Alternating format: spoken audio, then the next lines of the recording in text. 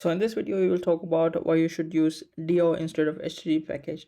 So if you're doing a request, HTTP request in Flutter, you may have used HTTP package. You may have heard of DO or maybe not, but DO is more feature rich than HTTP package. So I recommend if you are working on a new project, you use DO instead of HTTP package.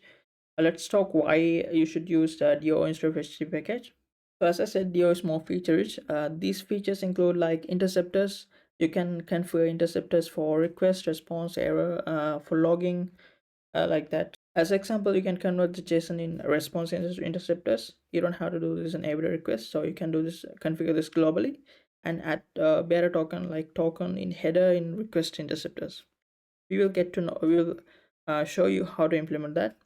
So we can also configure globally like API based path, receive timeout, content type, and connect timeout and stuff like that. We can configure globally. So you don't have to do this to every request. And there's also, if you're dealing with multi-part form data, you can use DO. DO is more supportive for that multi-part form data, and it's DO has more better. DO has better handling. He also has a request canceling, like if you initiated a request, but if user navigates away, we can cancel that request. He has that, and let's get into see how it actually how to implement this in code. So in here, I have DO client. This is you can implement. You can put this in anywhere in config in your app folder. So in here, I instantiated DO client.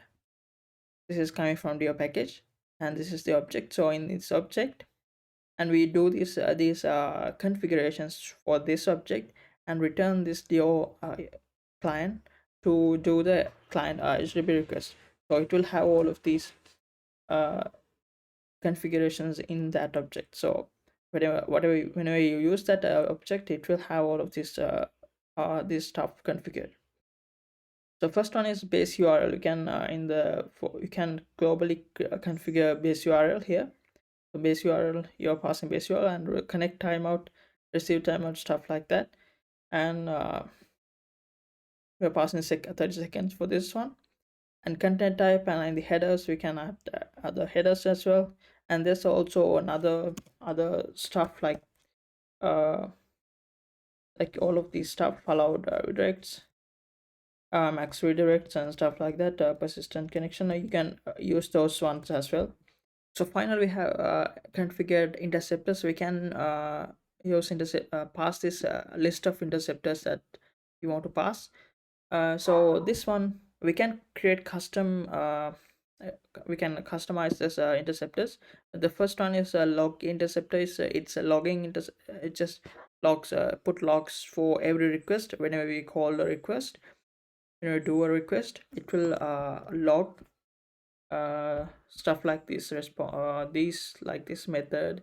It's a get post, whatever, what is the method, response type, follow, persistent connection.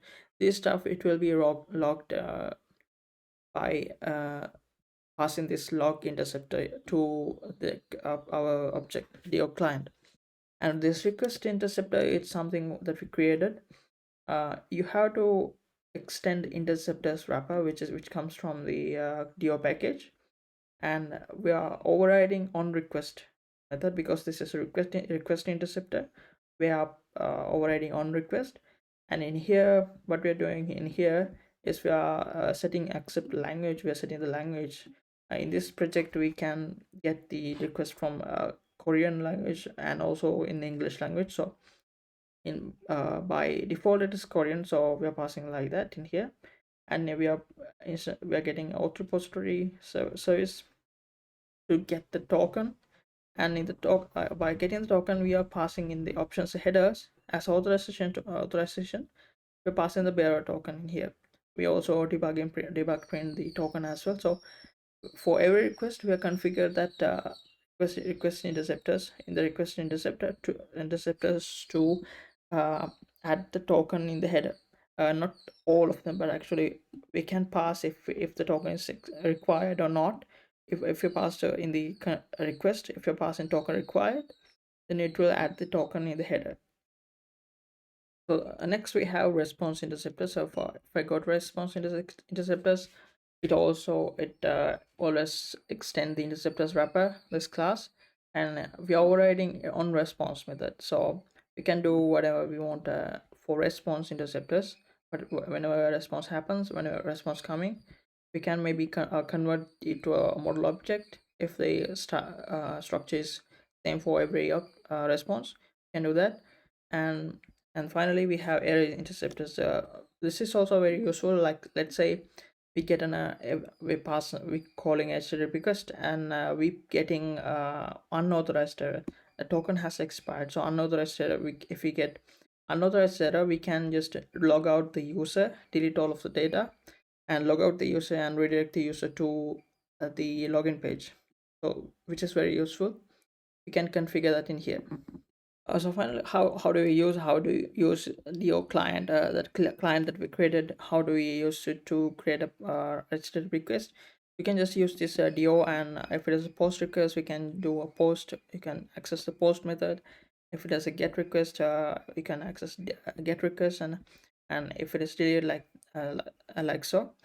So in the post request, let's say in the post request you have to pass the path first, and then you have to pass, you can, if we have data, we can pass data and query parameters and options. In options, we can pass let's see,